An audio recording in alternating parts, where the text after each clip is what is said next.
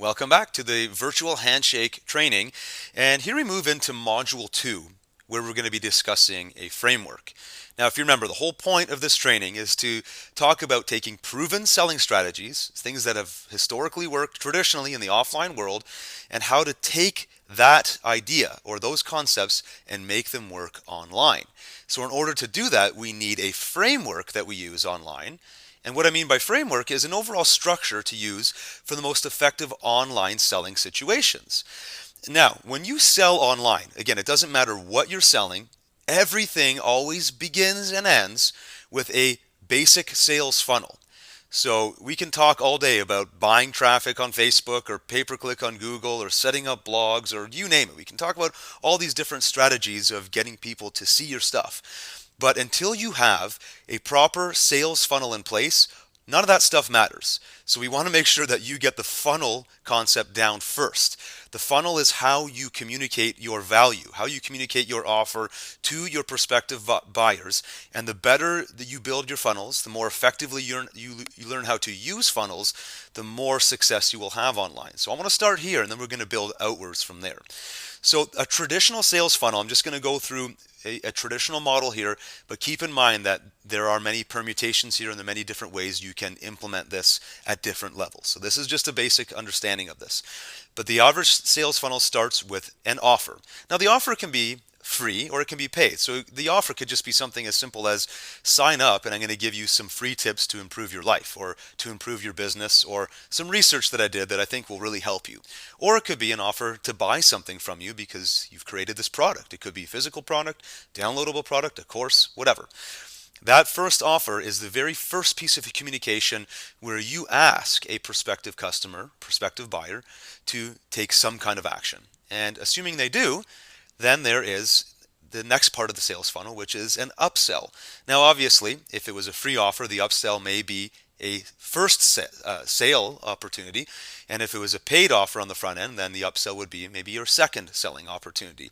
Whatever it is, the upsell is really just the opportunity for that customer to take more action. If they were interested in the first thing you offered, maybe they'll also be interested in an advanced version or the next step in the process or something further along the road. Now, upsells can have 4, 5, 6, 7, 8 parts, and it can be done over the course of months or years. Again, we're not going to get into the extreme examples of this. This is as basic as we can get. And then once they take a look at your offer and possibly an upsell, eventually they get to a thank you page. Whether you have the upsell or not, you need a thank you page, a place where you take your customers, welcome them, thank them for taking action, confirm that they did in fact receive everything that they were promised. And this also is a new start. This is a new conversation, and ultimately it can be a new beginning of a new sales funnel. So that, in essence, is what a sales funnel looks like. If you don't have an idea of how to implement this right now with what you plan on selling, whether again it's products or services, then there's really nothing else you need to do yet. This is where you need to start. How do you take what would be a normal conversation face to face, maybe over a coffee meeting, and turn it into a funnel like this that you can simulate in the virtual world, simulate it online? That is where all selling online begins. Now, I don't want to ignore what else goes on. So at the beginning and at the end, you will have ways of getting people to become aware that your sales funnel exists. So on the left side of my slide, I have this sort of cloud of things that you can be doing. And this course isn't going to be going into the details of that, but just at a high level, this could be things as simple as paid advertising or more detailed, like building up a blog, an authority blog where you blog on a daily or weekly basis about your topic and you give away all kinds of free information. You start getting indexed in Google and you build up a Facebook fan page and a Google Plus following and you start doing Google Hangouts and podcasts. All these different things you can do to brand yourself outside of that funnel, but ultimately all of that branding eventually leads people to an entry point, which is the first step of your sales funnel, your first offer. That's the way it works.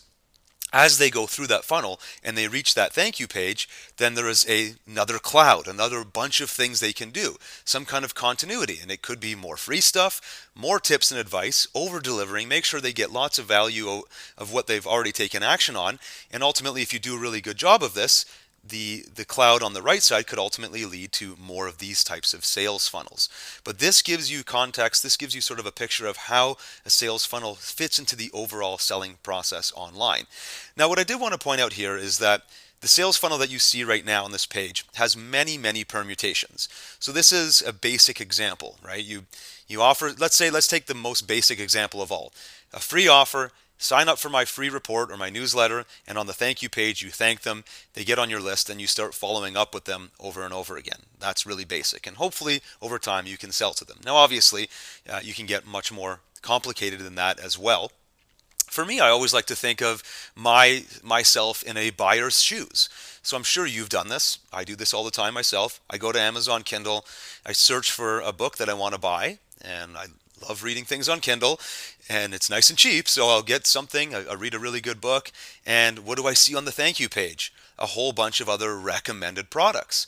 That is their permutation or their example of a great sales funnel. So they say, hey, you bought this book on how to do magic tricks in the park. Would you like some of these other books that teach the same kind of thing just from a different angle? And many times I've taken action on those offers because a lot of the topics I'm interested in, there's many books written, and I want to hear tons of perspectives on it. And that goes for most selling situations. So why not, in your world, make multiple sales funnels that this can happen in as well? Now, again, the permutations of this can go all over the map. There can be upsells, there can be downsells where they don't take your first upsell, but maybe they want something a little less than that. You see where I'm going here. This is just a general structure to follow.